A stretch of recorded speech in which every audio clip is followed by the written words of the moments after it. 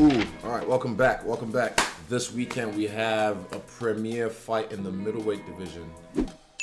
My division. Between Cannonier and Kelvin Gastelum. So, this is an intriguing fight. That's an intriguing fight for many reasons. Because I know Jared is the dark horse of the middleweight division. Regardless of his last loss, don't sleep on him. And because I fought Kelvin Gastelum, and I know how tough he is to deal with. So regardless of his last recent slides, don't sleep on him because you will get slept. And I don't think Jared's going to do that. So his advantage in this fight, I'd say, already will be his reach. He's got a significant reach advantage over Kelvin, which obviously isn't always an advantage if you don't use it right. So you have to learn how to use it. That's with jabs, long game, not just your jab, also the kicks, leg kicks. Jared's really good at leg kicks.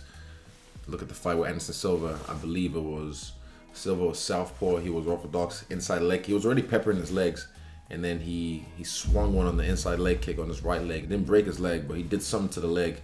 Fucked his MCL or something, and Silva couldn't do anything from there. So the fight was stopped. Yeah, so using your long weapons, a jab, leg kicks. If I was Jared, I'd add a teep in there instead of a leg kick because Kelvin will be looking to catch that leg and run a double. He loves a double. He'll pick it up, get underneath you, and then slam you to the ground. So I'd switch that up to a teep if I was Jared.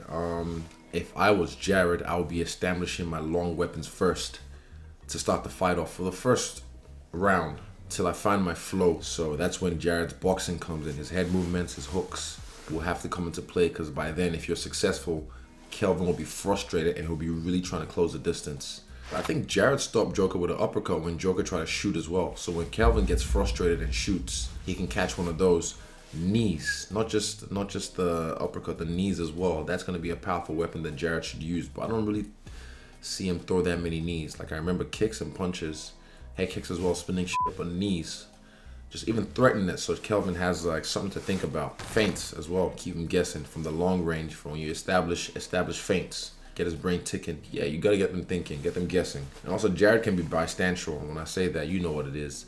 Switching from orthodox to southpaw.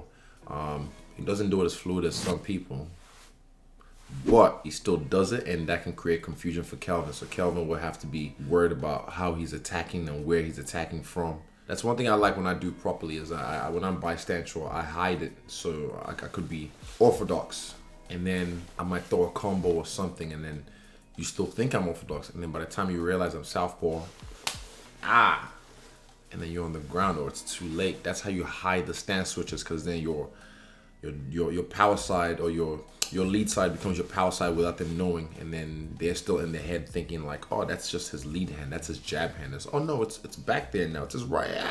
Boom. Anyway, next. Oh, also one thing else. How did I forget this? Jared, hell, he used to be heavyweight. He was a heavyweight and a light heavyweight. I didn't really watch his fights too much at that weight class, but I remember this fight I was watching one time. I didn't know who he was, and he was just walking this guy down with his hands down. Like I was saying, head movement, slipping shots, just getting caught at the end and just walking this guy down with this pressure. And I thought that was pretty impressive, like he was in the zone. But yeah, as a former heavyweight, former light heavyweight, you see the man, he puts people away. He's got that sting.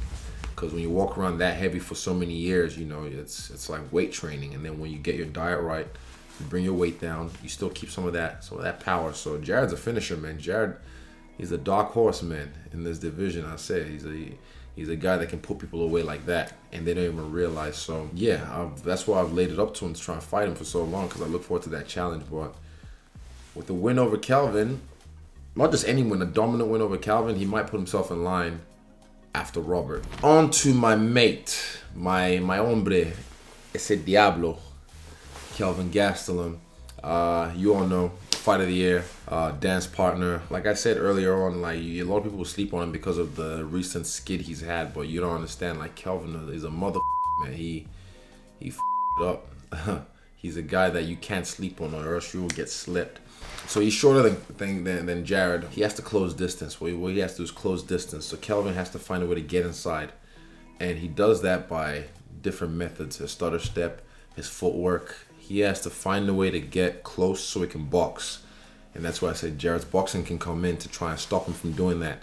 So Kelvin does that by using immense pressure. Kelvin will be in your face from the get-go of the fight, and he'll just force you on the back foot as much as possible till you feel like you can't handle that pressure and have to do something else. But if you stay calm, you're able to handle that and then switch it on them. Yeah, his pressure into range is beautiful. The way Kelvin likes to pressure people and then get into range, either clinch them against the fence or in the open, or box them, dirty box them. Yeah, and he's got some nice boxing. His combos are slick. Yeah, not even just his combos, his 1-2. Like, that's one thing he's dropped many people with. Vito Belfort, Tim Kennedy, Michael Bisping. That was even a pullback.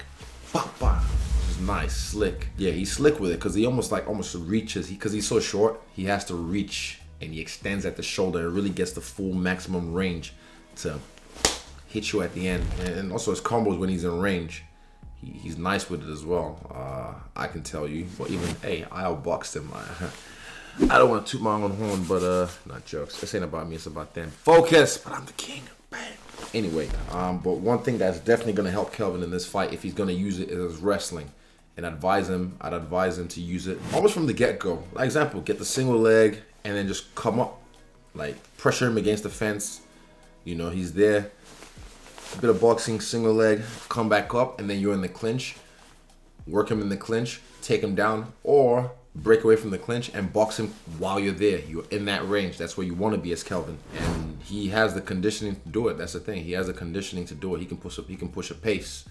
Yeah, so if you fight Kelvin Gastelum, I'd advise Jared, pack breakfast, lunch, and dinner, because it could be a long night. Like I said, Jared's got this power that he's always brought from the heavyweight class. But then again, this is Kelvin Gastelum we're talking about. Like his last fight, there was one, he chopped one kick from Robert. You know Robert's fucking little pop. He chopped one from him and he just went boom. And there was another one with Ian Heinznich. Like he ate a full knee and still grabbed a double leg and took him down. I say this all the time about Mexicans, but they're hard to beat, man. I don't know what it is about these skulls. It's not easy, especially with Kelvin. I dropped him a lot. I think it was the most knockdowns in a title fight, you know.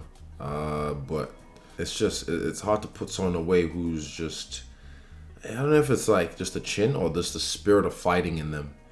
The Mexican fighting spirit, that orale, that thing. Now, I'd say if I was Jared, I was fighting Kelvin, like I said, feints from the get-go, leg kicks and teeps, but mainly teeps, and just use your jab. Your jab doesn't even have to touch. And then as Kelvin gets frustrated from round 2 and round 3, you can capitalize with the feints you've already established and yeah, use them to your advantage.